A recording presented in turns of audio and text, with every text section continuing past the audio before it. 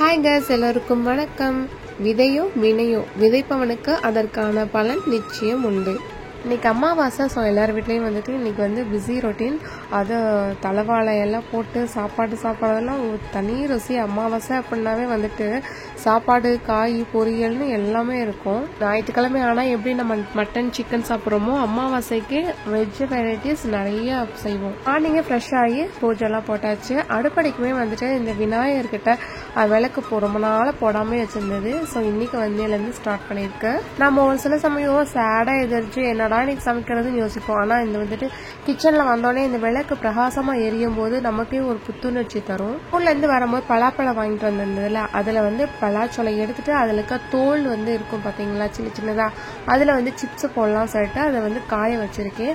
அதனுடைய ரெசிபி சீக்கிரமாக அப்லோட் பண்ணுறேன், செக் பண்ணுங்க. அன்னைக்கு பிரேக்ஃபாஸ்ட்டுக்கு இட்லி, தேங்காய் சட்னி, தக்காளி சட்னி, தோசை எல்லாம் ஊற்றி சாப்பிட்டாச்சு. மதியத்துக்கு கையோட பாத்திரலாம் சொல்லிட்டு இன்னைக்கு அமாவாசைங்கிறனால கொஞ்சம் கோயிலுக்கு போகலாம், சித்தர் கோயிலுக்கு போகலாம், அப்புறம் வந்து பேரூர் பட்டீஸ்வரர் கோயிலுக்கு போகலாம், அந்த மாதிரி பிளான் போட்டிருக்கோம். ஆனால் எப்போ என்ன ஏதுன்னு எங்களுக்கே தெரியாது.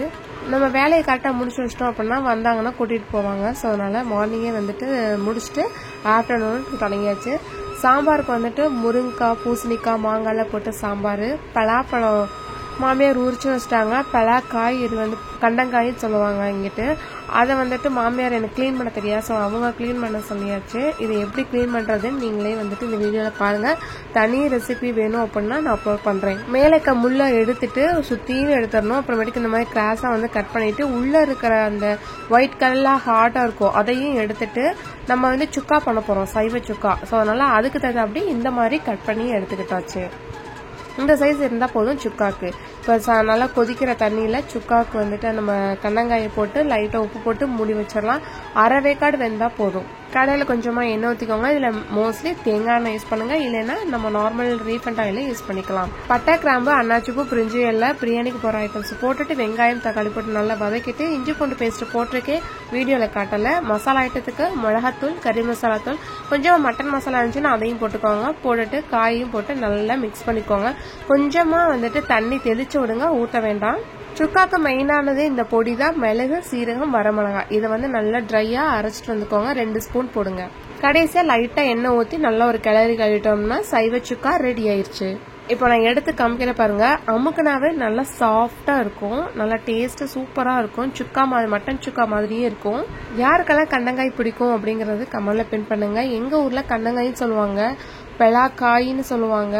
அந்த மாதிரி உங்க ஊர்ல என்ன ஸ்பெஷலா இதை சொல்லுவீங்க அப்படிங்கறதை கமெண்ட்ல பின் பண்ணுங்க. சாப்பாடு முருங்கைக்காய், பூசணிக்காய், மாங்காய் போட்டு சாம்பார், தக்காளி கடையல், வாழைக்காய் பொரியல், சைவ சுக்கா. நான் ஃபர்ஸ்ட் யூடியூப் ஆரம்பிக்கும் போது பாத்தீங்கன்னா எனக்கு லெமன் சாதம் கூட பண்ண தெரியாது. ஸோ அதனால வந்துட்டு இந்த எதுக்கான வீடியோனா ஒரு சிலருக்கு தெரியும், ஒரு சிலருக்கு தெரியாது. ஸோ அதுக்காக வந்துட்டு இந்த வீடியோ நான் போஸ்ட் பண்றேன். கடையில கொஞ்சமா எண்ணெய் ஊற்றி கடுகு, கடலைப்பருப்பு, நிலக்கடலை பருப்பு, வரமிளகா, அப்புறம் கருவேப்பிலை போட்டு நல்லா மிக்ஸ் பண்ணி விட்டு எலுமிச்சப்பழ சாறு போட்டுட்டு பெருங்காயத்தூள் போட்டு லைட்டா வந்து நல்லா ஒரு கொதி வந்த பின்னாடி சாப்பாடுல போட்டு கிளறணும்னா லெமன் சாதம் ரெடி ஆயிடுச்சு. நம்ம சாமியார் விளக்கு வந்து விளக்குறதுக்கு ரொம்பவே கஷ்டம். விளக்கு இந்த மாதிரி பல சிம்பிள் டிப்ஸ், ரொம்ப அழுத்திலாம் தேய்க்கவே தேவையில்லை. எலுமிச்சப்பழம் இந்த மாதிரி புளி வந்து தண்ணியில வந்து நல்லா கொதிக்க விடலாம். சிம்லே வச்சுதான் வந்து எல்லாம் கொதிக்க விடுறேன். அதுங்காட்டி நம்ம விளக்கெல்லாம் எடுத்துட்டு வந்துடலாம். ஃபர்ஸ்ட் வந்து லைட்டா விளக்கிக்கலாம். சந்தனம் இதெல்லாம் வந்து போன பின்னாடி எடுத்து வச்சிடலாம். ரொம்ப அழுத்திலாம் தேய்க்க தேவையில்லை. இப்ப நல்லா கொதி வந்துச்சு, இப்ப இறக்கிடலாம். ஃபர்ஸ்ட் டெமோக்கு வந்துட்டு உங்களுக்கு ஒரு விளக்கு மட்டும் எடுத்து காமிக்கிறேன். அது சும்மா இந்த மாதிரி டிப் பண்ணாவே போதும், நல்லா வந்து பளபளன்னு வந்துடும். நெக்ஸ்ட் வந்து சும்மா நம்ம தேய்ச்சா மட்டும் போதும். அது சபினா பவுடர் இல்லைன்னா வந்துட்டு எந்த பவுடர்னாலும் போதும், நம்ம தேய்ச்சாவே போதும். கொஞ்சம் 2 நிமிஷம் வந்து ஊற விட்டுறலாம் ஃபர்ஸ்ட் நம்ம எல்லாமே. இந்த சொம்பெல்லாம் பாத்தீங்கன்னா வந்துட்டு எவ்வளோ அழுக்கா இருக்கு, எவ்வளோ கரையா இருக்குன்னு பாருங்க. அது நெக்ஸ்ட் வந்து வீடியோல பாருங்க. எல்லாம் கழுவுன பின்னாடி சொம்பு மட்டும் நல்லா வாஷ் பண்ணி பாத்தீங்கன்னாவே தெரியும், அவ்வளோ பளபளன்னு இருக்கும். இப்ப சபினா பவுடர் கொஞ்சம் எடுத்துக்கிட்டேன். ஃபர்ஸ்ட் நல்லா தேய்ச்சா மட்டும் போதும், ரொம்ப ஸ்க்ரப் பண்ணலாம் வேண்டாம். இப்ப லைட்டா கழுவிட்டு இப்ப பாருங்க ரிசல்ட்டை, எவ்வளவு சூப்பரா புது தட்டு மாதிரி அவ்வளோ அழகா இருக்குது. இதே மாதிரி ஒவ்வொரு இதா வந்து நம்ம விளக்கிக்கலாம். இப்ப நெக்ஸ்ட் டெமோ வந்துட்டு விளக்கு காமிக்கிறேன் பாருங்க. ரொம்ப எல்லாம் தைக்க தேவையில்ல, அதுவே வந்து தாராளமா வந்துட்டு கிளீன் ஆயிரும். இந்த வீடியோ யூஸ்ஃபுல்லா இருக்கு அப்படின்னா ஒரு கமெண்ட்ல ஒரு ஹாய் சொல்லுங்க. சேவ் பண்ணி ஃப்ரெண்ட்ஸ் அண்ட் ஃபேமிலிக்கு ஷேர் பண்ணிருங்க.